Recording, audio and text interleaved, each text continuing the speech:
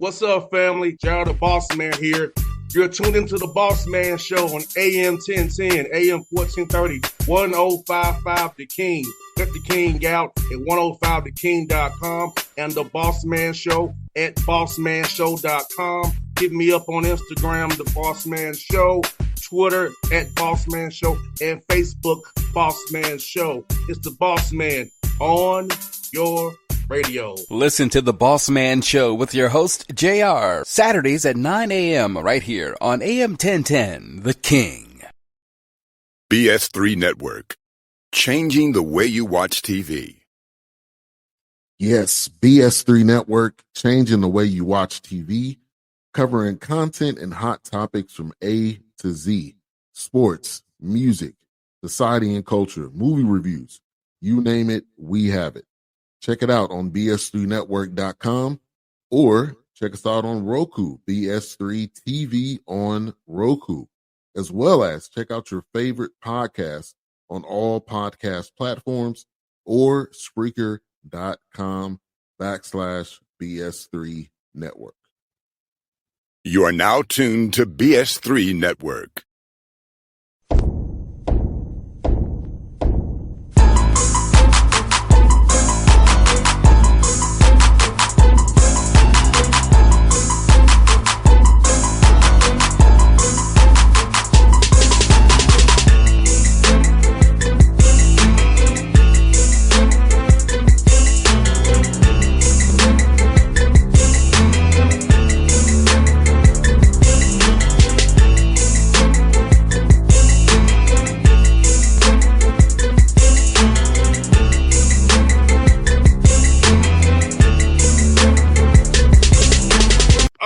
Back on the Bossman Show. We got new head coach of the Ball State College, Chris Capko. Can we be on the Bossman Show? Chris, good to talk to you, brother. How you doing, man? I'm good, boss, man. Appreciate you having me on.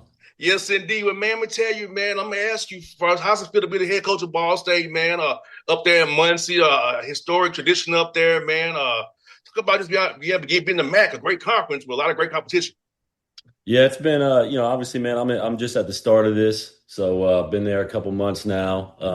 But league's a great league, great coaches, great players. Ball State is there is a tradition, like you said, but the problem is our tradition dates back to the late 90s, early 2000s. And it's my job now to get and start building some tradition that matches up with what we had about 25, 26 years ago. So there's a lot of people in place, man. Indiana is a basketball state. They care about basketball. They care about hoops. And there's people at Ball State who care and they want to get behind something. And that's my job, to give them something to get behind and give them something to feel proud about. But it's been a great transition for me. Muncie's been great to me and my family. And now just looking forward to kind of filling out this summer and then building as we move forward to the season, all that stuff that comes with it. How much you leaned on your mentors in the coaching business, such as Coach Enfield, the guys you've worked for, kind of help you this transition, going from that 6 inches over from being assistant coach to the head coach? It's such a big jump, them 6 inches. So how's you be leaning on those guys who've been head coach before to help you out with all these different things that have been thrown at you right now? Yeah, honestly, I leaned on them guys more prior to getting the job. I was 18 years as an assistant, so this makes 19 years in college basketball for me where I felt like I've prepared myself pretty good for this opportunity because, I haven't been an associate head coach for whatever it was, 6 years or something like that, man. I knew at some point, man, that this opportunity was going to present itself, and I needed to kind of change the way I thought. And so I always try to give not suggestions to my head coach or to my boss, but options, all right, or try to give him definitive answers. And so a lot of this stuff, man, I hadn't skipped steps in the coaching profession, right? So everything that's come across, I've been prepared for. And again, I talked to a lot of my mentors prior to getting the job, but since I hit the job running, I felt like I've been pretty prepared for everything that's gone on. That goes back to how I came up through the business. But again, every now and then, do I have someone I need to lean on? It's been good knowing I do have Coach Enfield and certain people in my corner, but they prepared me well before I got the job by giving me autonomy and within what I did. And now everything that's presented itself, I've already handled at one point or another. And Chris, being son of a coach, I know what you mean, because my dad was big on giving his assistant coaches responsibilities and delegation, and talk about how important it is so they can learn how to become a head coach or get that feel for owning a side of the ball per se, or special situations, or owning practice planning or whatever development. So talk about having coaches who actually allow you to work and not just do everything themselves and just say, hey, you just kind of here to be my soundboard per se, rather than actually letting you work and really get the job done. Yeah, I mean, I thought that was one of the biggest things I took from Coach Enfield, not only as to what I want to apply in terms of being a head coach, but also in terms of my growth, man. He gave me a ton of freedom and a ton of autonomy to make mistakes, but also learn. So when I am in these positions now that I feel like I'm prepared, um, I always would say as an assistant, man, it is my job to make sure I give coach a different thought of opinion, but also at the same time, I can't challenge him on everything either, right? So it was always finding that way to kind of, present what needed to be presented, whether it was challenges, plays, different things that come up. But I learned a lot of that through the freedom he gave me. And so, I've tried to do that with the people I've hired, making sure I bring in good people who are going to work, who care, who, if they get something wrong, which they will, because I will too, that we're trying to figure out how we can make something better or so we don't make the same mistake twice. Um, and through that freedom, allow them to grow, right? Allow them to grow not just on the floor. A lot of part of being a head coach is being able to grow off the floor in terms of getting to know your administration, knowing the NCAA rules, knowing the new rules around the CSC, just everything that comes with rev share now and all this stuff, man, is trying to allow them to grow not only as coaches, but in the administrative space as well. So when this opportunity presents itself for them, they're ready to take advantage of that as well. And Chris, for you, I know when I got through playing, I told my father, coaching is not for me. I'd rather just do radio or something else. My dad hated that decision. But for you, when you decided to get into coaching, when did the coaching bug kind of bite you, man? Man, I kind of always knew I wanted to coach. When I graduated, man, I worked a real job at JP Morgan Chase, and it took me working a real job to realize, man, I want to coach. So, um, and then as you get older and you go through coaching, there's certain things that change. Like when I first got into the business, man, to be honest with you, I probably was not as concerned with helping young men grow, right? I was 24 when I got my first job. It wasn't that important. I just knew I wanted to coach.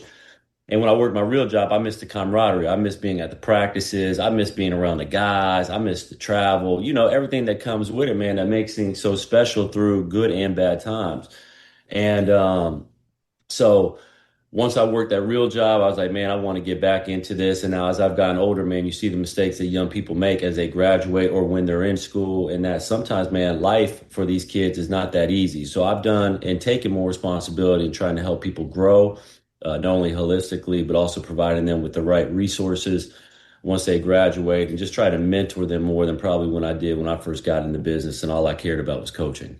No, Darren, remember this, Chris, man, with this whole new world of the portal, NIL, how has roster building changed for you and how you think about building a roster now? Because you can't go too many high school guys. You might have to go more portal, JUCO, experienced guys to win games. You ought to go get old and stay old to win games. So kind of how is that chess match trying to put together a roster now for you being at Ball State now? Yeah, it's tough. It's tough because each year you're basically like this year I brought in, well, first of all, everyone's new to me, but I retained two guys off of last year's team. And when you have less familiarity with the kids you have, uh, it doesn't allow you to pinpoint what you need more specifically. You understand what I'm saying? So like if, for instance, I was able to retain six guys and I had, say I didn't want to use my 13 scholarship and I just had to sign six. Well, I had been through a season with six guys, right? I got a good feel for who they are, what their strengths and what their weaknesses are because I've seen it on a day-to-day basis. So now when I go out in the portal, I can recruit more to their weaknesses, whether it's personality wise or on the floor. When you don't know anybody, that's when it becomes challenging. And although we think we get a good feel, I always say whether it's who you work with or who you coach, you don't really know them until you're with them every single day. And now you really see them habits for better or for worse, right? And so that's what makes it tough is you're trying to build this puzzle with a lack of familiarity and a little bit of unknown. Having said that, I bought into it and I've kind of faced the fact that this is probably going to be something that I'm going to have to do every year. And I'm okay with that. I actually, when it came time to recruit a lot of these guys and sell them on Ball State, I told a lot of them, look, man, if this thing goes how it's supposed to go for you, I'm not going to have you longer than a year. I know how this process goes. The MAC, I think it was only one guy who was in the first, second, and third team last year actually stayed in the league. The rest of them ended up going on, right? So if you come in and have the productivity that I think you will with the opportunity I'm presenting, I know I'm not going to have you for long, and I'm going to have to reinvent this wheel all over again. And with that, it goes into the vetting process, the type of people I try to bring in our program, making sure that we really do a good job with that we're bringing good people and we vetted that, as opposed to just taking people blind and being somewhat surprised when they get here. But it isn't an exact science, but it is the reality of where we're at, and we just got to make the best of it. And like now, do you feel like you're almost an NBA general manager? Now? You got to deal with NIL and budgets and negotiating with lawyers and trainers. Like you feel like you're almost in the NBA now, having to kind of manage all these people around these young men now to get them to actually commit to you. Yep. I mean, I definitely am. We don't have a GM. Even when I was at SMU, man, we struggled to come up with a GM would actually do because the model of it in the professional level is the GM who hires the coach and the hierarchy beneath him, right? Well, in the college level, man, the buck stops with me. It stops with the head coach. So you better be involved in every aspect of it, correct? Because, man, you can hire a GM to take place with all that, but if you're not doing what you need to, man, your administration's coming for you, right? Mm-hmm. So, with that, it does put more on you in terms of your demands. So I definitely do, man. I'm going back and forth with my deputy AD about language in a contract. I'm battling our budget. Now I got great assistants who, through this cycle, I thought did a good job in their roles, in certain roles in terms of, whether it was handling our salary cap or communicating with our administration or whatever. But a lot of times it was me who would have to do it because I would have to make decisions on what we do. And then, I don't sign a guy unless I talk to him, right? So you're recruiting, you're budgeting, you're communicating, you're dealing with language in a contract, you're negotiating salary, you're evaluating players. And that's all stuff a GM does. But again, anyone under me, I got to hire. I have to make these decisions. So I do have to be involved in this on a day-to-day basis to make sure that what we're doing is sound and responsible. And in the end, benefits all of us and benefits our program. And Chris's workout start here and up here real soon. When you get to get all the guys together, what's going to be the pillars for your team that you want these young men to understand this team will be about going forward here at Ball State? What are the main values for these guys to take away from your meetings together this summer to know when they come back in August, this was what we're going to be about as we get ready to tip off in November? Yeah, so we've had 5 guys this past week. So we actually started workouts last week. We're going to have guys this week individually, and then we'll go to our whole team here June 15th. The biggest thing for me as a first-time head coach and a new head coach, and what I haven't wanted to do is talk about the past, as it doesn't matter to me what happened. I just know I'm here and we got to worry about what's before us. But also our guys need to know that there's going to be a standard in place. I'm here because things had not gone the way that our administration had hoped they would. And with that, we're going to set a standard in terms of how we show up, how we represent ourselves, what people think about us when they see us on campus. And there's going to be a standard that we hold every day and a process that we build towards every day, that whether we win or lose, what we need to handle, we make sure we handle. And that's going to be the biggest thing, is just instilling our standard and making sure our guys understand what we're serious about and doing that on a day-to-day basis. And if we do that stuff, the wins and losses, or the wins will come. But we need to make sure we handle our business in a certain way daily. And Chris, with you being the first time head coach, how much this workouts this summer will be about install both defensively and offensively, or you just let these guys kind of play and evaluate what you have, and maybe come August in those situations, maybe install more then?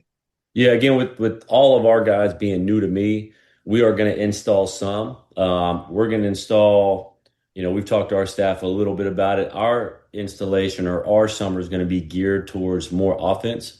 We want to play a certain brand offensively, just like we do defensively too. But I want us to work on our offense more in the summer than I do necessarily our defense. With that being said, we're not going to set any plays. There's going to be no set plays. We're going to install basically our flow and certain concepts that we want to make sure our guys can play out of by the time we get to the fall.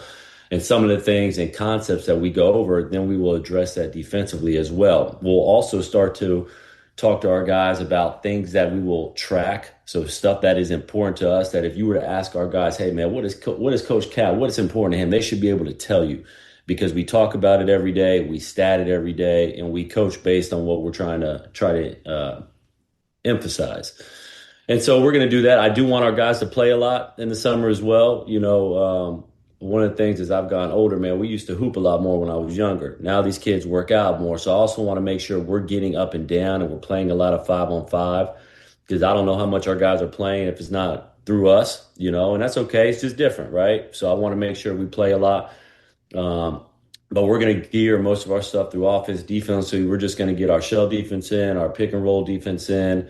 We will talk about some rebounding, and we will talk some about transition defense and talk about some of the statistics that we're going to measure on the defensive side every day. But just give our guys kind of the blueprint as to what we want to do on that side of the ball so they can get accustomed to it as we move into the fall with the hope that hopefully we're a little further ahead. And Chris, been around the Hawks, man, where I am, man. We talk about flow and concepts all the time, man. Quinn was starting once you had that 0.5 mentality and just run through our concepts, and the concepts change based on the person on the court. So just hearing you say that, man, this is what I hear every day at work, man, when I'm around the Hawks. Mm-hmm. Yep. I get it, man. I get it. One of my guys is with the Hawks, Onyeka Okongwu, man. I coached him. I was lucky enough to have him for a year. Big O, man. I love him. Yes, 100%. The way he's shooting that three, Cap, man, is beautiful, man. He that three ball down, man. He's a threat. He was actually our second best three-point shooter on the team was him. Really? Yes. If you would have said that his 1 year in college, you would have never guessed it. But it shows you the direction the NBA is going, and the work he puts into his game, man. He puts a lot of work and time into his game. He had 1 3 in college, and it was like an 80-footer at the end of a half. Yes. Yeah, man. Hey, Cap, I see this dude work all the time on every spot he can make a three, man. I mean, I've seen it when he first started shooting them to where he is now. Man, night and day. Mm-hmm. Yep. Puts in the night time. and day. Great dude. All around great guy, too. Yes, indeed. I got 2 more for you, man. Scheduling, man. How much of your phone blowing up? Guys want to play you the first time head coach. How much of your phone been blowing up, man? Man, you know what? My phone has not been blowing up, and that's okay. I've been actually telling my staff and the guy who I put in charge of scheduling, man, use it against me, man. Say I'm in over my head, man. We're not very good, man. You're gonna beat us by 50. The MAC is a different animal because one, we schedule 22 league games, right? So there's 22 right there, and we do a Sun Belt Challenge that has 2 games scheduled for us as well. So right off the bat, we have 24 games already scheduled for us. And then I inherited 4 series, so that's 28 games. And then we're trying to raise some money through NIL and stuff like that. So I need to get bought 1 or 2 times. So my schedule, kind of like the profile or the structure of it is already set. I only really got to find a couple more, but for the most part, we're basically done. My phone has not been blowing up like that, but we're almost done though. Last one for you probably noticed, man, I have also a food podcast as well. Okay. So we're foodies here on the Bossman show. So talk about the coolest spots you've ate in Muncie in the area so far since you've been at Ball State, man. Man, they got a few of them, man. So I have an Indian guy on my staff named Manny Dosanjh. We went to Curry Nights, authentic Indian food. If anyone knows me, I love culture. So I love foods from different culture. So we've been there. They have 2 really good steakhouses in town, Lahodi's and then Adams Street Chop House. So both of those are really good. I love wings, love chicken wings.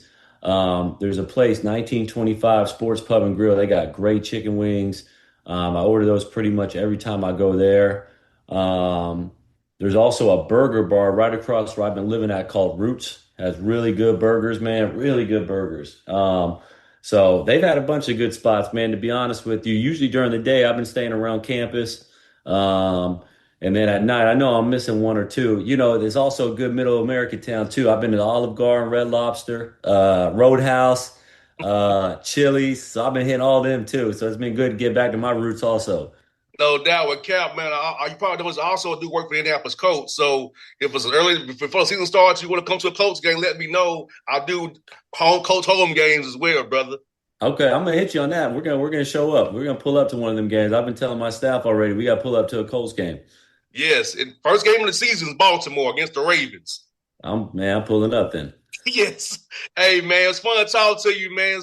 It's been a great way to do this again real soon. Close to season starts, brother. If you ever need me for anything, brother, I'm here to help you and your staff out, brother. Appreciate you, boss man. BS3 Network. changing the way you watch TV. Yes, BS3 Network, changing the way you watch TV, covering content and hot topics from A to Z, sports, music, society and culture, movie reviews, you name it, we have it. Check it out on bs3network.com or check us out on Roku, BS3 TV on Roku, as well as check out your favorite podcast on all podcast platforms or Spreaker.com/BS3 Network.